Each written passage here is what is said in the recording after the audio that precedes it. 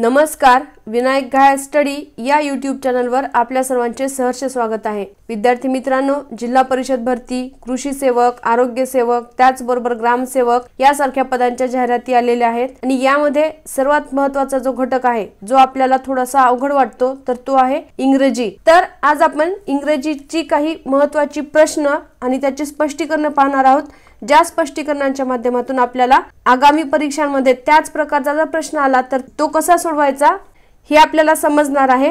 तर आपण प्रश्नांना सुरुवात करूया आणि या प्रश्नांमुळे काय होतं की आपल्याला TCS IBPS पॅटर्न नुसार नेमके प्रश्न कसे विचारले जातात हे देखील आपल्याला समजतं आणि त्या दृष्टीने आपल्याला आपल्या अभ्यासाची दिशा देखील ठरवता येते। तर आपण प्रश्नांना सुरुवात करूया। पहिला प्रश्न आहे जो की पारंपरिक पद्धतीने ज्या परीक्षा घेतल्या जात होत्या, म्हणजे पूर्वीची ग्रामसेवकची परीक्षा असेल किंवा जिल्हा परिषद असेल किंवा तलाठी भरती परीक्षा असेल, तर त्या परीक्षांमध्ये अशा प्रकारचे प्रश्न अगदी तुरळक यायचे। परंतु या ज्या परीक्षा आहेत TCS IBPS द्वारे घेतल्या जाणाऱ्या, तर त्यामध्ये अशा प्रकारचे प्रश्न आपल्याला प्रत्येक प्रश्नपत्रिकेमध्ये पाहायला मिळतात आणि तसे हे प्रश्न सोपे असतात, पण थोडंसं आपण जर विचार करून किंवा किंचित थोडासा वेळ देऊन जर हे प्रश्न सोडवले तर आपल्याला याचे 100% मार्क मिळू शकतात। तर पहिला प्रश्न आहे rearrange the parts of the sentence in correct order, आणि आपल्याला इथे एक सेंटेन्सचा काही पार्ट दिलेला आहे आणि त्याच्या खाली 4 PQRS अशी 4 सेंटेन्सेस दिलेले आहेत आणि त्यांना योग्य क्रमाने लावायचं आहे। तर आपण सेंटेन्स वाचूया। बिकॉज ऑफ देअर हे सेंटेन्स एवढंच दिलेलं आहे। त्याच्यानंतर पर्याय क्रमांक P, flooded by sea water thus allowing disturbed areas to once again support a variety of life, high salt tolerance, mangroves are often among the first species to colonize mud and sandbanks। म्हणजे PQRS ही 4 आपल्याला वाक्याचे parts दिलेले आहेत आणि त्यांना एकत्र करून आपल्याला एक अर्थपूर्ण पॅराग्राफ तयार करायचा आहे। आपल्याला पर्याय दिलेले आहेत RPQS, SP, SQRP, RSPQ, PQSR आणि योग्य उत्तर आहे RSPQ। आता ह्याच क्रमाने आपण वाक्य तयार करून पाहूया किंवा एक पॅराग्राफ तयार करून पाहूया, तो होतो का ते पाहूया। तर सुरुवात कशी दिलेली होती, बिकॉज ऑफ देअर या ठिकाणी दिलेली आहे हाय सॉल्ट टॉलरन्स। आरचं वाक्य काय आहे, high salt tolerance, mangroves are often among. त्यानंतर दुसरं जे वाक्य होतं यसचं वाक्य काय आहे, the first species to colonise mud and sand banks. इथं दुसरं वाक्य दिलेलं आहे।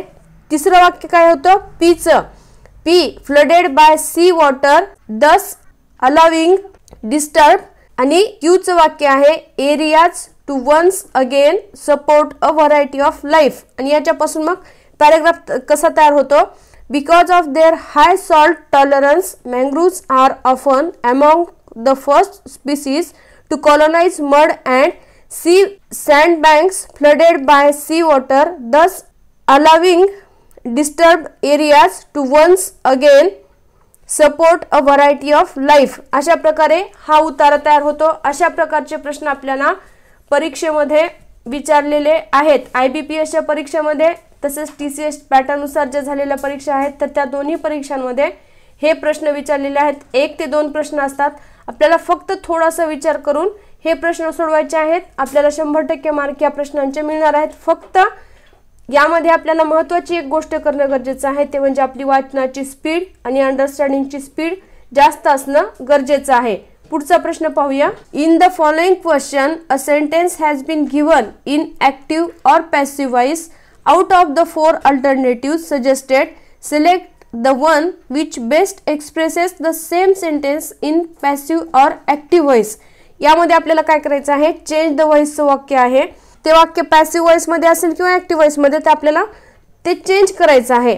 आणि वाक्य दिलेलं आहे earthen lamps are sold by her in the market, आणि पर्याय दिलेले आहेत she sells earthen lamps in the market, she sold earthen lamps in the market, she is selling earthen lamps in the market, she has been selling earthen lamps in the market। तर earthen lamps are sold by her हे जे वाक्य आहे हे आहे passive voice मधलं, तर आपल्याला याचं ऍक्टिव्ह व्हॉइस मध्ये रूपांतर करायचं आहे। तर आपल्याला याचं स्पष्टीकरण पाहूया। दिलेले वाक्य पॅसिव्ह व्हॉइसचे आहे, याचे ऍक्टिव्ह व्हॉइस मध्ये रूपांतर करताना सिंपल पास्ट मधून subject plus am is are plus past participle plus object असे होते. म्हणजेच काय, सब्जेक्ट सुरुवातीला येतो, इथे अर्थन लॅम्प्स. पॅसिव्ह व्हॉइस मध्ये ऑब्जेक्ट अगोदर येतं, तर ऍक्टिव्ह व्हॉइस मध्ये सब्जेक्ट अगोदर येतो. त्यामुळे subject plus am is are म्हणजे क्रियापदाचं रूप, त्या काळानुसार क्रियापदाचं रूप येतं त्या ठिकाणी. मग she sells earthen lamps in the market. म्हणजे इथे या ठिकाणी काय आलं, she sells lamps are sold. Are असल्यामुळे इथे सिंपल प्रेझेंट टेन्स आलेला आहे. Sold. In the active voice the subject of the sentence performs the action of verb. म्हणजेच काय, या ठिकाणी ऍक्टिव्ह व्हॉइस मध्ये सब्जेक्ट काय करतो, ऍक्शन करतो आणि ती ऍक्शन या ठिकाणी महत्त्वाची असते. तर शी sells earthen lamps in the market हे याचं योग्य उत्तर आहे, पर्याय क्रमांक 1. त्यानंतर पुढचा प्रश्न, a sentence has been given with a blank to be filled with an appropriate word. Choose the correct alternative. The pace of dash dash in the field of robotics and nanotechnology roughly doubles every couple of years. आणि पर्याय दिले आहेत इम्पेअरमेंट, advancement, रिकंडिशन आणि चौथा पर्याय आहे अँटॅगॉनिझम. आणि आपल्याला या ठिकाणी उत्तर दिलेलं आहे ॲडव्हान्समेंट. आता ॲडव्हान्समेंट उत्तर का आलेलं आहे ते पाहूयात. तर इम्पेअरमेंटचा अर्थ काय होतं, the act of spoiling something or making it weaker so that it is less effective. म्हणजे काय, एखादी गोष्ट कमकुवत करणे त्याला म्हणतात इम्पेअरमेंट. त्यानंतर रिकंडिशन म्हणजे काय होतं, रिपेअर म्हणजे दुरुस्त करून पुन्हा नव्यासारखे करणे. त्यानंतर अँटॅगॉनिझम म्हणजे काय, a feeling of hate and of being against somebody म्हणजे एखाद्याच्या व्यक्ती किंवा गोष्टीच्या विरुद्धची द्वेष भावना म्हणजे अँटॅगॉनिझम. आणि ॲडव्हान्समेंट म्हणजे काय, तर ॲडव्हान्समेंट म्हणजे the process of making progress or improvement प्रगती. आणि आपल्याला वाक्य काय दिलेलं आहे, the pace of dash dash in the field of robotics and nanotechnology रफली doubles every couple of year. Couple म्हणजे 2 म्हणजे दर 2 वर्षांनी नॅनो टेक्नॉलॉजीमध्ये आणि रोबोटिक्समध्ये काय होत आहे, तर प्रगती होत आहे. त्यामुळे या ठिकाणी पर्याय क्रमांक 2 हे याचं योग्य उत्तर आहे. अशा प्रकारचे प्रश्न आपल्याला विचारलेले असतात, त्यामुळे आपलं व्होकॅब्युलरी देखील चांगलं असणं गरजेचं आहे. शब्दांचं पाठांतर आणि तो शब्द कुठे व्यवस्थित पद्धतीने बसतो हे देखील आपल्याला आपल्या परीक्षांच्या तयारीसाठी करणं गरजेचं आहे. पुढचा प्रश्न, find the part of the given sentence with an incorrect spelling of a word. If there is no misspelled word choose no error. आणि prevent the over exploitation of forests. त्यानंतर indignant people have developed practices and institutions that. आणि शेवटचा आहे पर्याय no error. आणि यामध्ये उत्तर दिलेलं आहे पर्याय क्रमांक 1. या ठिकाणी कोणता शब्द जो आहे तो इनकरेक्टली स्पेल्ड केलेला आहे ते पाहणं गरजेचं आहे आपल्याला. म्हणजेच तो मिसस्पेल्ड झालेला आहे कोणता शब्द ते पाहायचं आहे. तर इथं करेक्ट स्पेलिंग एक्सप्लॉयटेशन. या ठिकाणी एक्सप्लॉयटेशनचं स्पेलिंग काय दिलेलं आहे, EXPLOITATON. या ठिकाणी TON असं स्पेलिंग दिलेलं आहे. आणि आपल्याला काय गरजेचं आहे, EXPLOITATION. एक्सप्लॉयटेशन या शब्दाचं स्पेलिंग EXPLOITATION असं होतं. तर आपल्याला वाक्यामध्ये EXPLOTATON दिलेलं आहे. त्यामुळे पर्याय क्रमांक 1 हे याचं योग्य उत्तर आहे. एक्सप्लॉयटेशनचं स्पेलिंग या ठिकाणी चुकलेलं आहे, त्यामुळे मिसस्पेल्ड असलेलं वाक्य पर्याय क्रमांक 1 मध्ये दिलेलं आहे. अशाच प्रकारचा प्रश्न पुन्हा आलेला आहे. Find the part of the given sentence with an incorrect spelling of a word. If there is no misspelled word choose no error. या ठिकाणी सुद्धा आपल्याला मिसस्पेल्ड वर्ड आहे का एखादा तो शोधायचा आहे. Could be in the financial interests of fossil fuel companies no error and end to new oil and gas fields.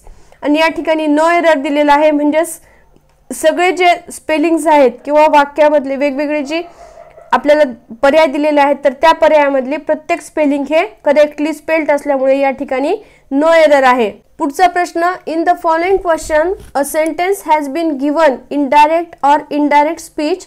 Out of the 4 alternatives suggested, select the one which best expresses the same sentence in the indirect or direct speech. He said, I have to cook dinner for my wife. आणि हे वाक्य inverted commas मध्ये दिलेलं आहे. म्हणजेच हे वाक्य कसं आहे तर हे आहे डायरेक्ट स्पीच मधलं वाक्य. आपल्याला त्याला इनडायरेक्ट स्पीच मध्ये करायचं आहे. तर आपण पर्याय उत्तराचे पर्याय काय काय दिलेले आहेत ते पाहूयात. He says that he must cook dinner for his wife. He said that he has to cook dinner for his wife. He tells that he had to cook dinner for his wife. आणि he said that he had to cook dinner for his wife. आणि पर्याय क्रमांक 4 हे याचं योग्य उत्तर दिलेलं आहे. आपण त्याचं स्पष्टीकरण पाहूया. दिलेले वाक्य डायरेक्ट स्पीच मध्ये आहे. याचे इनडायरेक्ट स्पीच मध्ये रूपांतर होताना ही सेड नंतर दॅट येते व अवतरण चिन्हातील सिंपल प्रेझेंट टेन्स मधील वाक्य अवतरणाबाहेर येऊन सिंपल पास्ट मध्ये रूपांतरित होते व त्याऐवजी व आय ऐवजी ही वापरावे लागते. म्हणजेच he said I have to cook dinner for my wife असं जे वाक्य आहे तर त्या ठिकाणी काय होतं, ही सेड दॅट म्हणजे इथला इन्व्हर्टेड कॉमा म्हणजेच अवतरण चिन्ह गेलेलं आहे त्या ठिकाणी दॅट आलेलं आहे. त्यानंतर हे वाक्य I have to cook dinner for my wife जे वाक्य होतं तर त्या ठिकाणी काय आलेलं आहे, आयच्या ऐवजी इथे काय आलेलं आहे, ही आलेलं आहे. ही आणि हॅवचं म्हणजेच सिंपल प्रेझेंट टेन्स मधलं जे वाक्य होतं त्याचं रूपांतर सिंपल पास्ट मध्ये झालेलं आहे. He had to cook dinner for his wife. म्हणजेच पर्याय क्रमांक 4 ह्याचं योग्य उत्तर आहे. डायरेक्ट वाक्य आणि इनडायरेक्ट वाक्य यावरती आपल्याला प्रश्न विचारलेले असतात. त्याचे नियम आपल्याला माहीत असणं गरजेचं आहे. म्हणजेच सिंपल प्रेझेंटचं ज्या पद्धतीने या ठिकाणी सिंपल पास्ट मध्ये रूपांतर झालेलं आहे त्याच प्रकारे प्रेझेंट कंटिन्युअसचं काय होतं, पास्ट कंटिन्युअसचं काय होतं हे देखील आपल्याला माहीत असणं गरजेचं आहे. त्यामुळे आपण डायरेक्ट स्पीच आणि इनडायरेक्ट स्पीचचा देखील अभ्यास करणं गरजेचं आहे. कारण बदलत्या परीक्षांच्या स्वरूपामध्ये यामध्ये खूप बदल झालेले आहेत. वाक्य आता मोठी मोठी यायला लागलेली आहेत. त्यामुळे आपल्याला अगोदरचं छोटंसं वाक्य होतं तशा प्रकारची वाक्य येत नाहीत. त्यामुळे थोडासा आपल्याला अभ्यास डीप करणं गरजेचं आहे. पुढचा प्रश्न, in the following questions a sentence has been given in active or passive voice. Out of the 4 alternatives suggested, select the one which best expresses the same sentence in passive or active voice. आपल्याला वरती एक active पॅसिव्हचं वाक्य येऊन गेलेलं आहे. इथे देखील अजून एक ॲक्टिव्ह पॅसिव्हचं वाक्य आलेलं आहे. वाक्य आहे they want workers for their new hotel. आणि हे वाक्य आहे आता हे ॲक्टिव्ह व्हॉइसचं आहे. आपल्याला याचं पॅसिव्ह मध्ये रूपांतर करायचं आहे. आपण पर्याय पाहूयात. Workers were wanted by them for their new hotel. Workers are wanted by them for their new hotel. Workers have been wanted by them for their new hotel. Workers are want for their new hotel. आणि या ठिकाणी उत्तर दिलेलं आहे Workers are wanted by them for their new hotel. हे वाक्य active voice मधील असून सिंपल प्रेझेंट टेन्स मधील आहे. याचे पॅसिव्ह मध्ये होताना subject plus are plus past participle plus by plus agent या क्रमाने होईल. म्हणजेच काय, workers are wanted by them for their new hotel हे याचं योग्य उत्तर आहे. अशा प्रकारे हे वाक्य पॅसिव्ह मध्ये आपल्याला कसं कन्वर्ट करायचं ते सांगितलेलं आहे. पुढचा प्रश्न, rearrange the parts of sentence in correct order.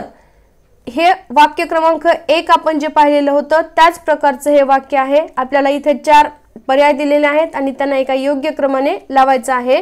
The she park lands cutting questionable productive trees for firewood typically make controlled cash crops like cashew and mango and the immediate pay off are in decline due to the threat of alternative.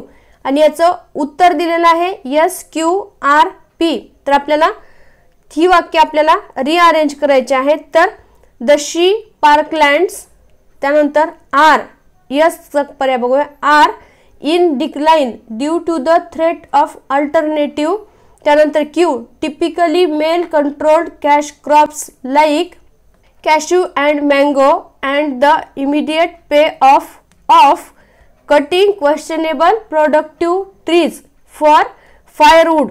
अशा प्रकारचे या ठिकाणी याचा क्रम होतो। याच प्रकारचा या ठिकाणी आपल्याला उतारा तयार करून दिलेला आहे। अशा प्रकारचे वाक्य आपल्याला परीक्षेमध्ये येतात, त्यामुळे याची प्रॅक्टिस चांगली करा। पुढचा प्रश्न, rearrange the parts of sentence in correct order. Carbon is taken when combined with hydrogen it forms a vehicles to produce both heat and energy.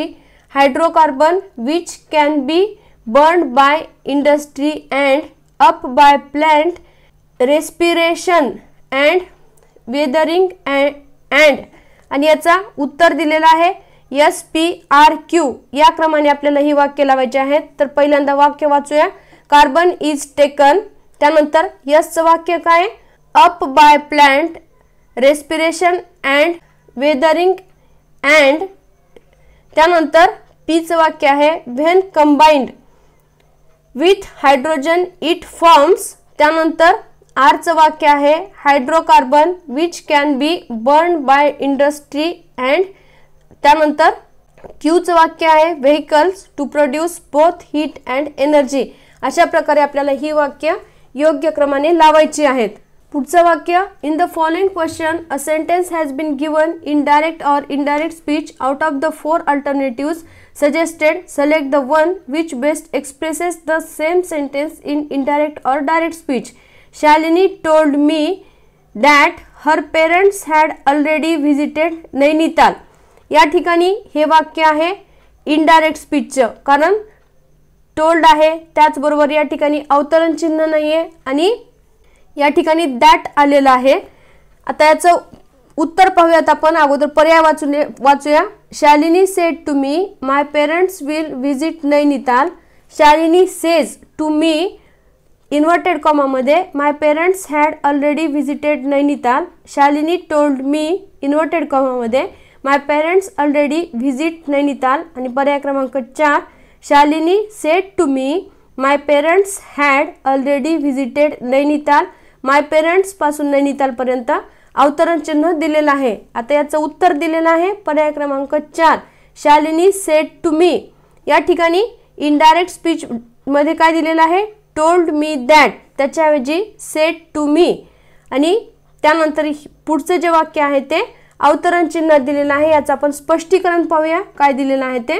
हे वाक्य इनडायरेक्ट स्पीचचे आहे। येथे टोल्ड मीच्या ऐवजी काय आलेलं आहे, सेड टू, आणि दॅटच्या ऐवजी अवतरण चिन्ह घेतलेले आहे। त्यामुळे अशा प्रकारे आपल्याला बदल करणं गरजेचं आहे। ह्या ज्या प्रश्नपत्रिका आहेत तर ह्या TCS आणि IBPS द्वारे घेतलेल्या ज्या पूर्वीच्या वेगवेगळ्या प्रश्नपत्रिका आहेत तर त्यांच्या स्पष्टीकरणाचं हे पुस्तक आहे आणि या पुस्तकाच्या माध्यमातून अशा प्रकारच्या प्रश्नपत्रिका घेतलेल्या आहेत। यामध्ये आपण 4 सेक्शन केलेले आहेत आणि प्रत्येक घटकामध्ये 40 प्रश्नपत्रिका आहेत। मराठीच्या 40 प्रश्नपत्रिका, इंग्रजीच्या 40 प्रश्नपत्रिका, त्याचबरोबर बुद्धिमत्ता आणि जनरल नॉलेजच्या प्रश्नपत्रिका आहेत आणि प्रत्येक प्रश्नाचं स्पष्टीकरण या ठिकाणी आपण या पुस्तकामध्ये दिलेलं आहे। हे पुस्तक केसागर प्रकाशनाचं आहे, विनायक घाळे सरांचे पुस्तक आहे आणि यामध्ये जनरल नॉलेजचे सुद्धा आपल्याला खूप प्रश्न दिलेले आहेत आणि त्या प्रत्येक प्रश्नाचं स्पष्टीकरण दिलेलं आहे। जर आपण जनरल नॉलेजच्या एका प्रश्नाचा विचार केला तर मुंबई ही डॅश डॅश या राज्याची राजधानी आहे असा जर प्रश्न असेल तर त्या ठिकाणी मुंबई ही महाराष्ट्र राज्याची राजधानी आहे। त्याचबरोबर आपल्याला महाराष्ट्राच्या शेजारील राज्य किंवा भारतामध्ये असणारी घटक राज्य आणि त्यांच्या राजधान्या यांचे देखील इथे या पुस्तकामध्ये टेबल्स दिलेले आहेत। त्याचबरोबर बुद्धिमत्ता चाचणीचे प्रश्न प्रत्येक प्रश्न सोडवून दिलेला आहे। म्हणजे त्याच प्रकारचे जर प्रश्न आपल्याला आणि IBPS आणि TCS पॅटर्नचं वैशिष्ट्यच हे आहे की ह्या परीक्षा वेगवेगळ्या शिफ्टमध्ये होत असल्यामुळे एकाच प्रकारच्या प्रश्नपत्रिका ते काढत असतात। फक्त प्रश्न थोडेसे आलटून पालटून असतात, बदलून असतात। त्यामुळे आपल्याला जर त्या प्रश्नांचं लॉजिक कळालं तर आपण ते प्रश्न सहज सोडवू शकतो। त्यामुळे हे पुस्तक आपल्या सर्व परीक्षांसाठी म्हणजे जिल्हा परिषद असेल, कृषी सेवक असेल, ग्रामसेवक असेल, आरोग्य सेवक असेल, यामधले जे जनरल घटक आहेत सगळे टेक्निकल बाबीत आपण टेक्निकलचा अभ्यास तर आपण आपल्या आपल्या पुस्तकांमधून करणारच आहोत, पण ह्या 4 घटकांसाठी हे पुस्तक आपल्याला अतिशय उपयुक्त ठरणार आहे। हे पुस्तक तुम्ही एकदा पहा, याची लिंक आपल्याला डिस्क्रिप्शन बॉक्समध्ये आणि हे आपल्याला ऑनलाईन देखील मिळणार आहे। kesagar.com आहे, Amazon आहे, फ्लिपकार्ट वरती भेटणार आहे। तसंच आपल्या भागातल्या प्रत्येक पुस्तकाच्या दुकानामध्ये देखील हे पुस्तक आपल्याला उपलब्ध आहे। अतिशय उपयुक्त पुस्तक आहे आगामी येणाऱ्या सर्व परीक्षांसाठी, म्हणजे ऑनलाईन ज्या ज्या परीक्षा घेतल्या जाणार आहेत तर त्या प्रत्येक परीक्षेसाठी हे पुस्तक म्हणजे हे जे 4 महत्त्वाचे घटक आहेत तर हे 4 घटक अभ्यासण्यासाठी अतिशय उपयुक्त हे पुस्तक आपल्या परीक्षांसाठी असणार आहे। तुम्ही हे पुस्तक एकदा घेतलं नसेल तर नक्की बाजारात दुकानात जाऊन पहा, आपल्याला ते नक्की आवडेल। आणि अशाच प्रकारचे स्पष्टीकरण प्रत्येक प्रश्नाचे इथे या ठिकाणी दिलेले आहेत। ही जी स्पष्टीकरण आहेत या स्पष्टीकरणाच्या माध्यमातून याच प्रकारचे आपण अनेक प्रश्न सोडवू शकतो। त्यामुळे अशा ऑनलाईन परीक्षांसाठी हे पुस्तक आपल्याला खूप उपयुक्त ठरणार आहे। आपण पुढचा प्रश्न पाहूया। In the given question, idiom, proverb part of the sentence is underlined. Choose the option that can correctly substitute that part of the sentence, making it meaningfully correct. If the idiom, proverb is used correctly, choose no correction required as your answer. आणि या ठिकाणी आपल्याला एक वाक्य दिलेलं आहे, आपण वाक्य वाचूया। We believe there is a light at the end of the tunnel. आणि पर्याय दिलेले आहेत, light at the beginning of the tunnel, no correction required, tunnel in the light, tunnel at the end of the light. आणि याचं योग्य उत्तर आहे no correction required. म्हणजेच काय, ही प्रोवर्ब जी दिलेली आहे किंवा इडम जी दिलेली आहे तर ती correctly light at the end of the tunnel याचा अर्थ काय होतं, an indication that a long period of difficulty is nearing to an end. म्हणजेच काय, आपल्या ज्या अडचणी आहेत तर त्या समस्या आहेत तर त्या आता संपत आलेल्या आहेत असा त्याचा अर्थ होतो। म्हणजेच काय, त्यामुळे नो करेक्शन रिक्वायर्ड हे याचं योग्य उत्तर आहे। पुढचा प्रश्न, read the following sentence and select the option that corrects the misspelled word और words in the underlined section. If the sentence section is correct, choose no corrections required as your answer. आणि वाक्य आहे, ingrained inequalities in society and our education system are magnified in our assessment approaches.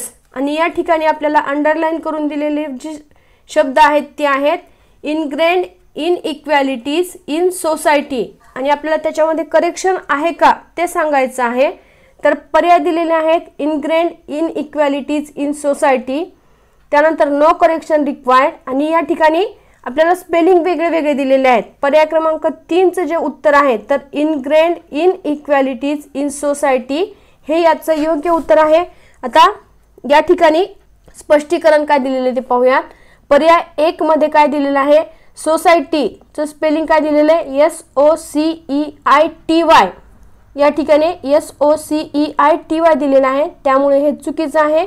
सोसायटीचं spelling काय होतं, SOCIETY हे याचं योग्य उत्तर आहे। पर्याय क्रमांक 4 मध्ये इनग्रेंड इनइक्वॅलिटीज इन सोसायटी, सोसायटीचं स्पेलिंग बरोबर आहे, त्यानंतर इनइक्वॅलिटीचं स्पेलिंग देखील बरोबर आहे।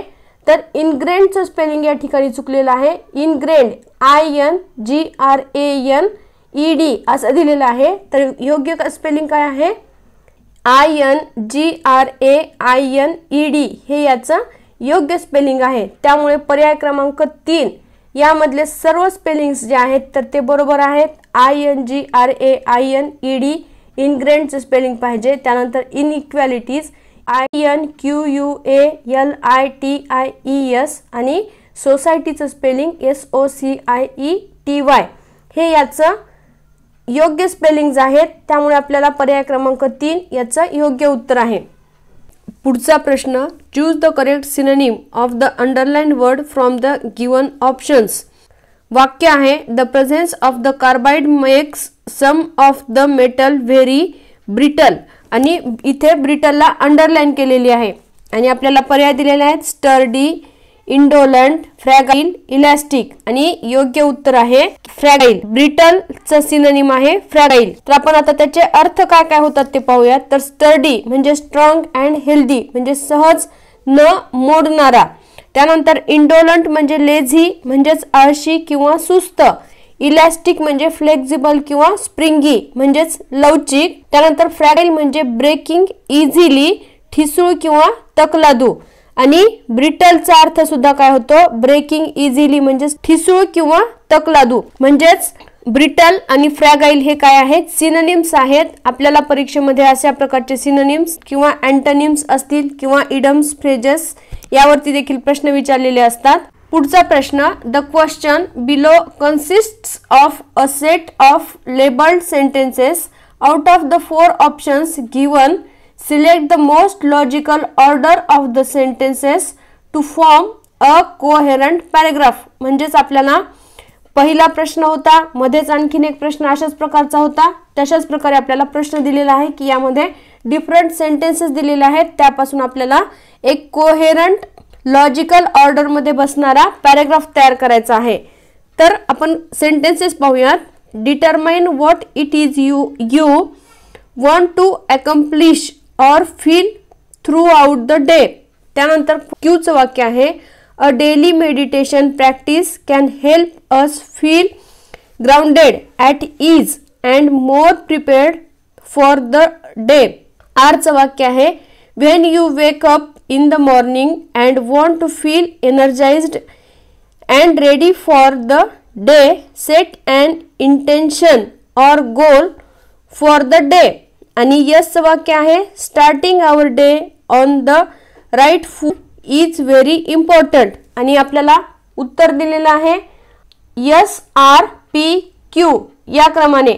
आपलं उत्तर दिलेलं आहे SRPQ या क्रमाने. आपल्याला त्यांची रचना करायची आहे जेणेकरून एक अर्थपूर्ण पॅराग्राफ तयार होईल. तो कसा ते आपण पाहूया. Starting our day on the right foot is very important हे पहिलं वाक्य आहे. त्यानंतर दुसरं वाक्य, when you wake up in the morning and want to feel energised and ready for the day, त्यानंतर set and intention or goal for the day हे वाक्य क्रमांक 2 आरचं वाक्य. त्यानंतर वाक्य क्रमांक 3, determine what it is you want to accomplish or feel throughout the day हे वाक्य क्रमांक P. आणि a daily meditation practice can help us feel grounded at ease and more prepared for the day. अशा प्रकारे आपल्याला या वाक्यांची रचना करायची आहे. म्हणजेच पर्याय क्रमांक 4 SRPQ हे याचं योग्य उत्तर आहे. पुढचा प्रश्न, in the following question a sentence has been given in direct or indirect speech. Out of the 4 alternative suggested, select the one which best expresses the same sentence in indirect or direct speech. म्हणजेच आपल्याला इथे काय करायचं आहे, डायरेक्टचं indirect और इनडायरेक्टचं direct करायचं आहे.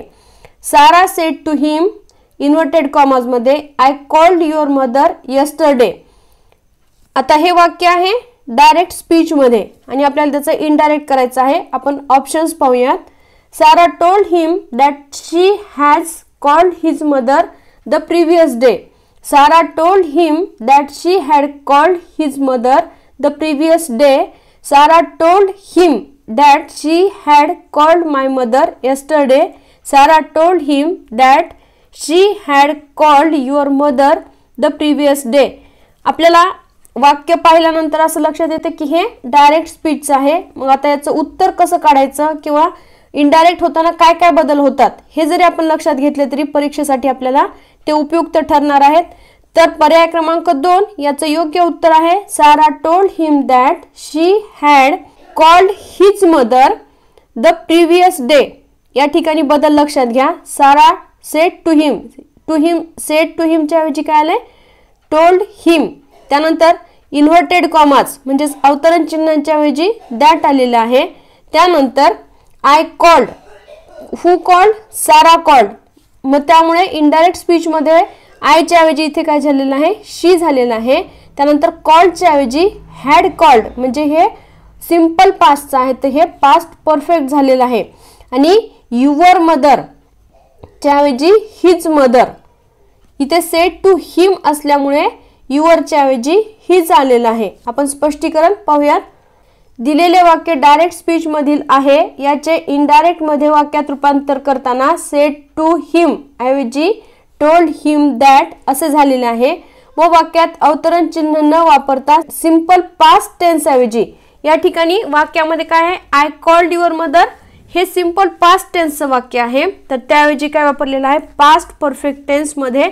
त्याचबरोबर यस्टरडेचं काय झालेलं आहे, प्रिव्हियस डे झालेलं आहे. म्हणजे डायरेक्टचं इनडायरेक्ट करत असताना अशा प्रकारचे बदल होतात. यस्टरडेचं प्रिव्हियस डे होतं, त्यानंतर टुमॉरोचं द नेक्स्ट डे होतं. अशा प्रकारचे हे जे बदल आहेत. त्यानंतर सिंपल पास्टचं पास्ट परफेक्ट टेन्स होतं. हे सगळे बदल आपल्याला डायरेक्ट अँड इनडायरेक्ट स्पीच मध्ये माहीत असणं गरजेचं आहे. त्यामुळे आपल्याला हे स्पष्टीकरण खूप उपयुक्त ठरणार आहे. पुढचा प्रश्न आहे, choose the correct antonym of the underline word from the given options. It will be hard to rebuild trust in the educational system. आणि रिबिल्ड या शब्दाला अंडरलाइन केलेले आहे, त्याचा आपल्याला अँटोनिम शोधायचा आहे. आणि पर्याय दिलेले आहेत मॉडिफाय, सॅंक्टिफाय, क्रिपल आणि एनरिच. आपण आता त्याचा अर्थ पाहूयात आणि उत्तर काय निघते ते पाहूयात. तर रिबिल्ड म्हणजे काय, पुनर्बांधणी करणे. आणि त्याच्या विरुद्धार्थी शब्द काय होईल, तर डिस्ट्रॉय ऑर डिमॉलिश, नाहीसा करणे किंवा मोडून टाकणे. त्यामुळे आपल्याला आता पुढचे जे शब्द आहेत, मॉडिफाय, मॉडिफाय म्हणजे काय, बदल करणे. आणि त्याच्या विरुद्धार्थी शब्द काय होतं, मेंटेन ऑर प्रिझर्व म्हणजेच काय, कायम ठेवणे. त्यानंतर पुनर्बांधणी करणे आणि कायम बदल करणे हे काय होतील, थोड्याफार प्रमाणात समानार्थी शब्द होतील. त्यानंतर सॅंक्टिफाय म्हणजे पवित्र करणे आणि त्याचा विरुद्धार्थी शब्द होतो डिस्क्रेट ऑर प्रोफेन, अपवित्र करणे. एनरिच म्हणजे समृद्ध करणे आणि डिप्लेट ऑर इम्पॉवरिश, घट करणे किंवा दुर्बल करणे असा त्याचा अर्थ होतो. तर क्रिपल म्हणजे काय, तर नष्ट करणे अशा पद्धतीने त्याचा अर्थ होतो. त्यामुळे क्रिपल हा त्याचा योग्य उत्तर आहे. पुढचा प्रश्न, in the following question out of the given 4 alternatives select the alternative which best expresses the meaning of the idiom or phrase once bitten twice shy. आणि पर्याय दिलेले आहेत, an unpleasant experience induces caution. त्यानंतर someone very old to become strong or fit आणि harm someone who trusts you. आणि उत्तर आहे an unpleasant experience induces caution म्हणजे काय, एक अप्रिय अनुभव सावधगिरी शिकवतो. आपण त्याला मराठीमध्ये म्हणतो, दुधाने पोळले तर माणूस ताक पण फुंकून पितो, अशा अर्थाची ही म्हण आहे. वन्स बिटन ट्वाइस शाय म्हणजेच काय, की आपण दूध आणि पोळलं तर ताक फुंकून पिणं म्हणजे काय, एखादी वाईट गोष्ट आपल्या बाबतीत घडली तर आपण दुसरी तशी गोष्ट घडणार नाही याची आपण काळजी घेणं, अशा अर्थाची ही म्हण आहे आणि याचा हा अर्थ निघतो. पुढचा प्रश्न आहे, choose the word that can meaningfully substitute the underlined part of the sentence. आणि वाक्य आहे, have you arranged a meeting with a person who compiles dictionaries. आणि a person who compiles dictionaries या भागाला अंडरलाइन केलेले आहे. आपल्याला त्याचा अर्थ शोधायचा आहे आणि पर्याय दिलेले आहेत, कार्टोग्राफर, त्यानंतर फिलाटेलिस्ट, लेक्सिकोग्राफर आणि लिंग्विस्ट. आणि योग्य उत्तर आहे लेक्सिकोग्राफर. आपण स्पष्टीकरण पाहूयात. कार्टोग्राफर म्हणजे काय, a person who draws or makes map म्हणजे अशी व्यक्ती जी मॅप तयार करते, तर त्याला म्हटलं जातं कार्टोग्राफ. त्यानंतर फिलाटेलिस्ट म्हणजे काय, one who collects or studies postage stamps म्हणजे ज्यांना पोस्टाचे तिकीट गोळा करण्याचा आवड आहे किंवा त्याचा अभ्यास करणारी व्यक्ती, त्याला म्हटलं जातं फिलाटेलिस्ट. त्यानंतर लेक्सिकोग्राफर म्हणजे काय? An author of a dictionary म्हणजेच काय? A person who compiles dictionaries म्हणजेच डिक्शनरीज शब्दकोश तयार करणारी व्यक्ती त्याला म्हटलं जातं लेक्सिकोग्राफर. आणि linguist a person who knows several foreign languages म्हणजे अशी व्यक्ती ज्याला वेगवेगळ्या परदेशी भाषा माहीत असणारी व्यक्ती त्याला लिंग्विस्ट असं म्हटलं जातं. आणि या ठिकाणी आपल्याला काय विचारलं? अ पर्सन हू कंपाइल्स डिक्शनरीज त्याला काय म्हटलं जातं? मग लेक्सिकोग्राफर. याला इंग्रजीमध्ये वन वर्ड सबस्टिट्यूशन असं म्हटलं जातं. आणि यावरती आपल्याला परीक्षेमध्ये हमखास एक तरी प्रश्न विचारलेला असतो, त्यामुळे आपण हे पाठ करणं गरजेचं आहे. पुढचा प्रश्न आहे choose the word that can meaningfully substitute the underlined part of the sentence. आणि वाक्य दिलेलं आहे I am planning a stay for a short time in Vienna. हा प्रश्न देखील वरच्या प्रश्नासारखाच आहे. यामध्ये देखील आपल्याला वन वर्ड सबस्टिट्यूशन यावरच प्रश्न विचारलेला आहे. A stay for a short time याला अंडरलाईन केलेले आहे. आणि पर्याय दिलेले आहेत पॅरोरेशन, सोजर्न, व्होएज आणि उत्तर दिलेलं आहे sojourn. A stay for a short time याचा अर्थ काय होतो ते पाहूया. सोजर्न म्हणजे काय ते पाहूया. The word sojourn is a noun that refers to a temporary stay or a period of residence in a particular place. It implies a short-term visit or stopover rather than a permanent or long-term stay. It is often used to describe a journey or trip with a specific purpose or duration, such as a vacation, business trip or pilgrimage. As a verb, sojourn means to stay temporarily in a place. म्हणजेच काय की एका विशिष्ट काळासाठी किंवा छोट्याशा काळासाठी एखाद्या ठिकाणी जाणे आणि तिथं वास्तव्य करणे त्याला सोजर्न असं म्हटलं जातं. म्हणजेच आपण एखाद्या जर्नीसाठी गेलेलो आहोत किंवा एखाद्या बिझनेस मीटिंगसाठी गेलेलो आहोत किंवा एखाद्या तीर्थक्षेत्राला भेट देण्यासाठी गेलेलो आहोत आणि त्या ठिकाणी आपण थोडे दिवस राहिलेलो आहोत तर त्यांना सोजर्न असं म्हटलं जातं. त्यानंतर पॅरोरेशन म्हणजे काय? कन्क्लुजन. त्यानंतर व्होएज म्हणजे काय? The term voyage typically refers to a journey or trip often involving travel by sea or through unfamiliar territories. म्हणजे काय? समुद्र प्रवास किंवा एखाद्या ठिकाणाचा शोध घेण्यासाठी जे आपण ट्रिप काढलेली असते त्यांना व्होएज असं म्हटलं जातं. It suggests a sense of exploration, adventure and discovery. म्हणजे आपण एखाद्या ठिकाणाचा शोध घेण्यासाठी चाललेलो आहोत, व्होएज असं म्हटलं जातं. रेकॉनेसेन्स म्हणजे सर्वे किंवा exploration, scouting, investigation, observation, examination, research, inspection अशा अर्थाने याचा वापर केला जातो. तर त्यामुळे पर्याय क्रमांक 2 सोजर्न याचं योग्य उत्तर आहे. पुढचा प्रश्न in the given question idem proverb part of the sentence is underlined. Choose the option that can correctly substitute that part of the sentence, making it meaningfully correct. If the idiom proverb is used correctly, choose no correction required as your answer. Please don't schedule any meeting for today. I have bigger fry fishes. आणि पर्याय दिलेले आहेत no correction required, have big fishes frying, have bigger fish to fry आणि take bigger fry fish. आणि उत्तर दिलेलं आहे have bigger fish to fry. आणि या ठिकाणी काय दिलेलं आहे? I have bigger fry fishes. तर ती प्रोवर्ब तशी नसून काय दिलेलं आहे? have bigger fish to fry. म्हणजेच काय? ह्याचा अर्थ होतो to have other or more important matter to attend to. म्हणजेच काय की एखादं महत्त्वाचं काम असणे तर त्याला म्हटलं जातं to have bigger fish to fry. अशा प्रकारे आज आपण इंग्रजी या घटकावरती जवळपास 20 प्रश्न पाहिलेले आहेत. या 20 प्रश्नांच्या माध्यमातून आपली इतरही काही प्रश्नांची तयारी झालेली आहे, जसे की सिनोनिम्स असतील, त्यानंतर वन वर्ड सबस्टिट्यूशन असेल, डायरेक्ट इनडायरेक्ट स्पीचचे वाक्य असतील. तर या प्रश्नांचा जर आपण विचार केला तर या प्रश्नांची काठिण्य पातळी थोडीशी वाढलेली आहे. त्याचबरोबर ची साईज देखील वाढलेली आहे, त्यामुळे आपल्याला या घटकाचा सिरियसली अभ्यास करणं खूप गरजेचं आहे। आपली व्होकॅब्युलरी वाढवलेली असणं गरजेचं आहे। त्यानंतर ऑनलाईन एक्झाम असल्यामुळे आपल्याला लवकरात लवकर डिसिजन घेणं देखील खूप गरजेचं आहे। त्यामुळे आपण अशा प्रकारे जर चांगल्या पुस्तकातून अभ्यास केला तर आपण यशाच्या नक्की जवळ जाऊ। जर आपल्याला व्हिडिओ आवडला तर लाईक करा, शेअर करा, चॅनलला सबस्क्राईब केलं नसेल तर सबस्क्राईब करा आणि जर आपल्या काही सूचना असतील तर त्या देखील आम्हाला कमेंट बॉक्समध्ये नक्की कळवा। तसेच ह्याच परीक्षांच्या संदर्भात नसून इतर परीक्षांच्या संदर्भात देखील आपल्या काही सूचना असतील तर त्या मला कमेंट बॉक्समध्ये नक्की कळवा। या प्रकारची व्हिडिओ आपण रेग्युलरली करण्याचा या चॅनलच्या माध्यमातून प्रयत्न करत आहोत। धन्यवाद।